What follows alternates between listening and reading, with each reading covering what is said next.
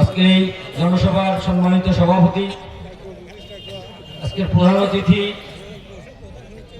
আমাদের সকলের প্রিয় বড় ভাই, ধানের শীষের মনোনীত প্রার্থী আলহাজ মোশাররফ হোসেন সহ বিএনপি ও অঙ্গ সহযোগী সংগঠনের বিভিন্ন পর্যায়ের নেতৃবৃন্দ, উপস্থিত ধানের শীষের প্রাণ, যাদের উপর ভরসা করে আমাদের প্রাণপ্রিয় নেত্রী দেশ ছেড়ে যাননি, সেই সুধী মণ্ডলী, আসসালামু আলাইকুম রহমতুল্লাহি ওয়া বারাকাতুহু। নামাজ অত্যাসন্ন, কথা বাড়াবো না, শুধু দুইটা কথা বলবো আপনাদের। খাবার কি পুরা পেটে খাবেন না তোলা আদার খাবেন? পুরা পেটে খাবেন।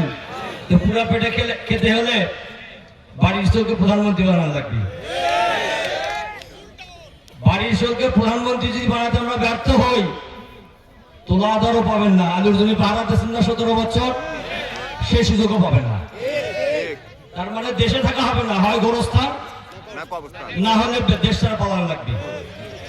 তো সেই জায়গা থেকে নিজেদেরকে রক্ষা করবার জন্য, আমাদের এলাকার উন্নয়নের জন্য সারা বাংলাদেশে ঘুরে বেড়াবো, বুক ফুলে প্রধানমন্ত্রী এলাকার লোক এই কথা বলবার প্রত্যয় নিয়ে আমাদের সকল বিজয়ী করতে হবে, বিজয়ী করতে হবে, হাতকে শক্তিশালী করতে হবে। তার হাতকে শক্তিশালী করতে গেলে আমাদের এলাকা ধানের শীষকে বিজয়ী করতে হবে। গত 18 নির্বাচনে যাই ভোট দিয়েছি, আমরা আমাদের সম্মান রাখতে পারিনি। নন্দীগ্রামে যদিও কারচুপি হয়েছিল, তারপরেও বলবো আমরা নন্দীগ্রামে তাকে বিজয়ী করতে পারিনি। কাহালুর ভোট দিয়ে বিজয়ী হয়েছিলাম।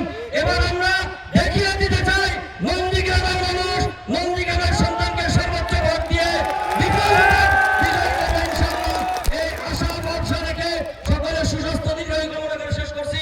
খোদা হাফেজ। বাংলাদেশ জিন্দাবাদ, বাংলাদেশ জাতীয়তাবাদী দল জিন্দাবাদ, দেশ নায়ক তারেক রহমান জিন্দাবাদ। আমাদের সকলের প্রিয় নেতা, এ দলের প্রতিষ্ঠাতা শহীদ রাষ্ট্রপতি অমর হোক, আমাদের প্রাণ প্রিয় নেত্রী বেগম খালেদা জিয়া অমর হোক। সকলকে ধন্যবাদ।